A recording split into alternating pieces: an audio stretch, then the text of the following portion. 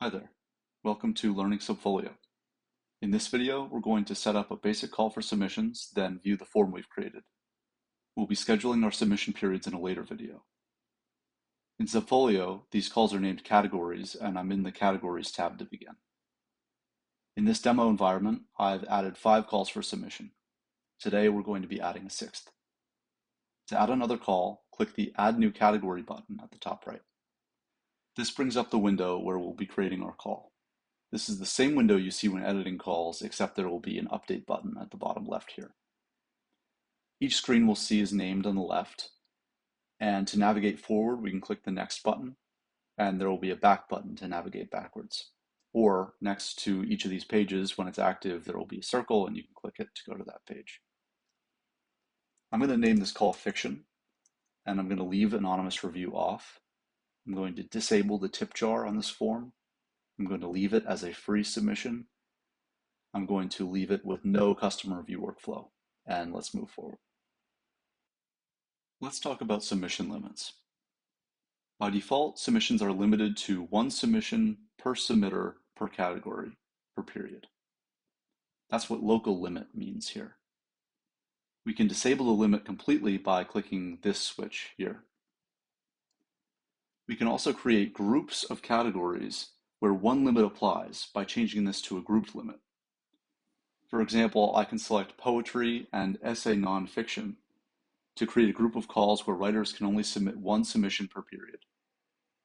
If I'm starting a new limit group, I don't have to select any other calls here, and I don't have to come back and edit this later to select them. That's what the refactor selector does here by default. All right, let's move on to guidelines. Here, I can enter submission call guidelines.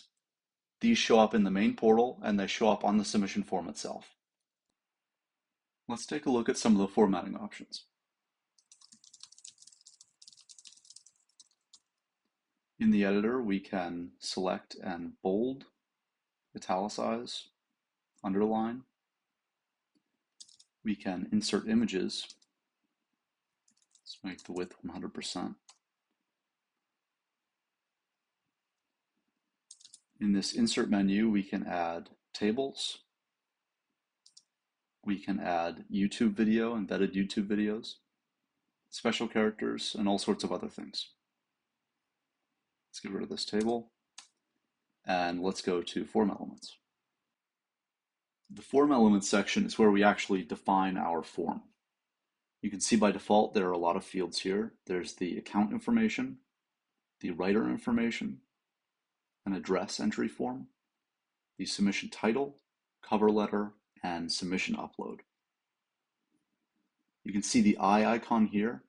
This means this information is hidden during anonymous review. If you don't do anonymous review, you don't need to worry about it. And if you do, you need to make sure that all of the elements that you don't want shown are marked as hidden with a slash through it. You can disable any one of these, and we'll go through that in the custom forms video, which is coming after this. You can configure the submission file upload, which lets you change the minimum and maximum number of files and the file types. You can see there are classes of file type. If you drop down each one of these, you can see which file types that includes and choose which ones you allow. You can select all of images and disable some, or you can add only one from video, etc. and click back. Okay, let's look at discovery. Discovery lets you choose whether this is shown on the Discover page. If you don't want it to be shown on the Discover page, check this off. And if you do, leave it on. Discover labels. Discover labels let you add tags that submitters can look for. So for example, if I want them to be able to find it with flash fiction, then I'll add that and comma separate it. I could also put just fiction here, and a submitter looking for flash fiction would still find it.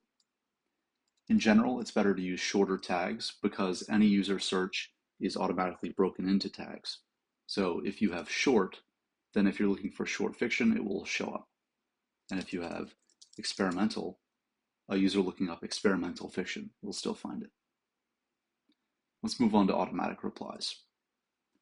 There are two automatic replies here. There's the received automatic reply and the withdrawn automatic reply, which, as the name suggests, are sent out when either of these actions happen.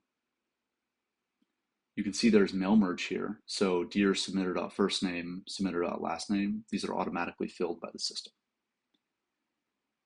This can be an HTML email, so you can add whatever formatting you'd like, and it will still work with the mail merge.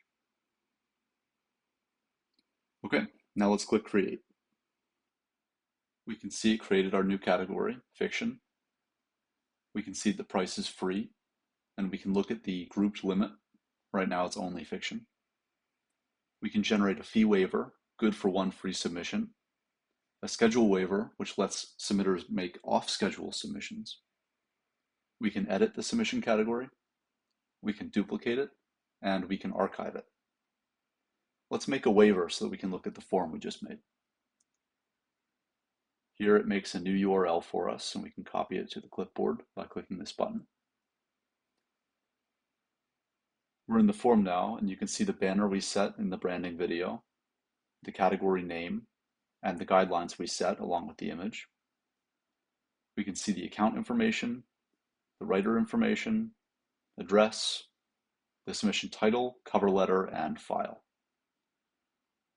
That's it for this video, and in the next one we'll look at how to customize this form